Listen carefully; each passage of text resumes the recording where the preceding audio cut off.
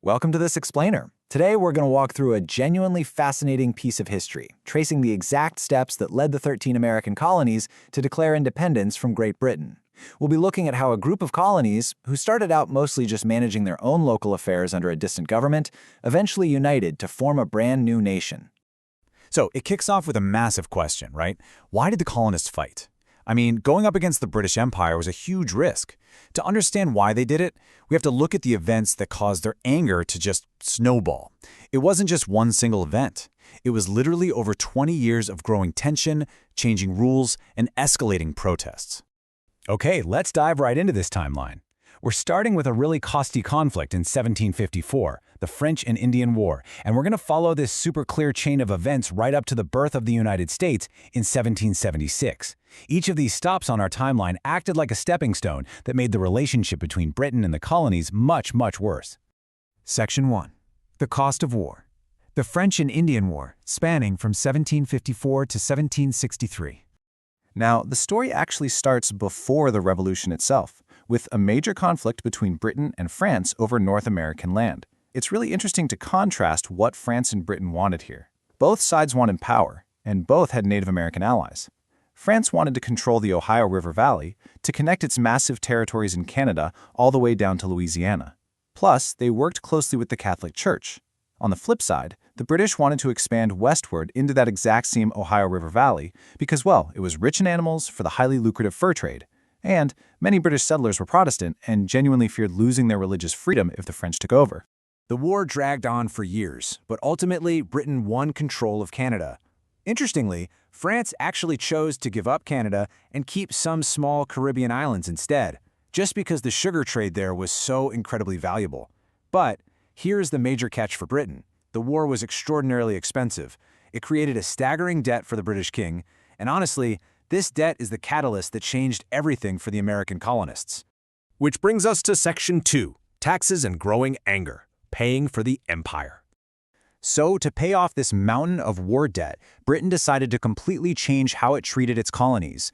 The king decided, hey, the American colonists should help pay for this war. But the colonists, they were absolutely furious. This is exactly where we get that famous phrase, no taxation without representation. The core issue wasn't even just losing the money, it was that they were being forced to pay taxes while being completely shut out from the British Parliament that was actually making these laws. They literally had no voice.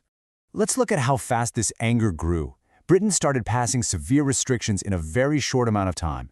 First, the Royal Proclamation of 1763 restricted colonists from settling the new western land they had literally just helped fight for. Then, the Currency Act of 1764 made it illegal for colonies to print their own paper money. Next up, the Quartering Act of 1765 actually forced colonists to provide food and housing for royal soldiers. And finally, the Stamp Act. Let's zero in on the Stamp Act of 1765 for a second. It taxed almost all everyday paper items. We're talking legal papers, licenses, even newspapers. This was a massive turning point. It united the colonists in organized resistance like never before. 9 colonies sent delegates to New York to pass resolutions demanding the right to impose their own taxes. Radical thinkers like Samuel Adams up in Massachusetts started writing newspaper articles and giving fiery speeches. They organized groups that basically became the foundation of the whole revolutionary movement. Moving on to Section 3, Trouble in Boston. Protests turned to violence. With all these new taxes and restrictions piling up, British tax officials felt so threatened by the angry colonists that they actually requested soldiers for protection. This turned Boston into a total powder keg. On March 5, 1770, a very small, tense situation involving a crowd of colonists pressing in on a British soldier escalated out of nowhere. More soldiers arrived, the crowd grew more hostile, and suddenly the British soldiers fired directly into the crowd. 5 people were killed, including a man of Black and Native American descent named Crispus Attucks. Patriot leaders immediately jumped on this and called it the Boston Massacre. They used this term very specifically to encourage other colonists to oppose British rule. Now, interestingly enough, and you might not know this, 2 Patriot leaders, John Adams and Josiah Quincy, actually defended those British soldiers in court. Why? Because they wanted to prove to the world that colonial courts were fair and just. But despite a mostly not guilty verdict for the soldiers, the Boston Massacre became this incredibly powerful, unifying symbol of British oppression. Fast forward 3 years, and that bubbling anger turned into direct action. Britain had passed the Tea Act, allowing the East India Company to sell really cheap tea, which totally undercut and threatened local merchants. So 3 tea ships arrive in Boston. The colonists demand the tea be sent back to England without paying the taxes, but the governor, Thomas Hutchinson, flat out refuses.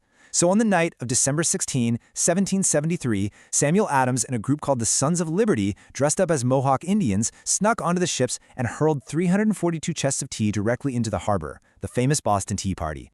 Well, as you can imagine, the British Parliament was furious. They saw the Tea Party as absolute proof that Massachusetts was the ringleader of all this resistance. In 1774, they passed harsh new laws to punish the colony.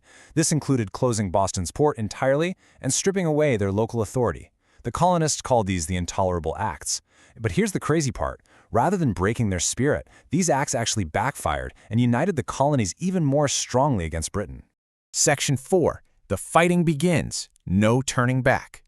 Because of the severe punishment dropping on Boston, colonies sent representatives to Philadelphia for the First Continental Congress to figure out what to do.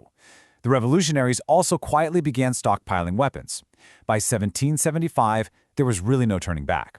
On April 19, 1775, British troops marched out of Boston. Their goal? To seize weapons and ammunition from the colonists. But at a town called Lexington, they were met by men known as Minutemen. These were armed colonists trained to be ready to fight in literally a minute. Now, the Minutemen actually planned a silent protest. They weren't going to shoot first. The British ordered them to leave, and they were obeying. But as they were walking away, someone, nobody knows who, fired a shot. That single shot caused the British to unleash a volley of gunfire and attack with bayonets. The immediate result was chaotic and deadly. As the British soldiers marched back to Boston in those bright red uniforms, fighting broke out all along the road. As this chart clearly highlights, over 250 British redcoats were killed or wounded compared to 93 Americans. The American Revolution had officially begun with real, undeniable force.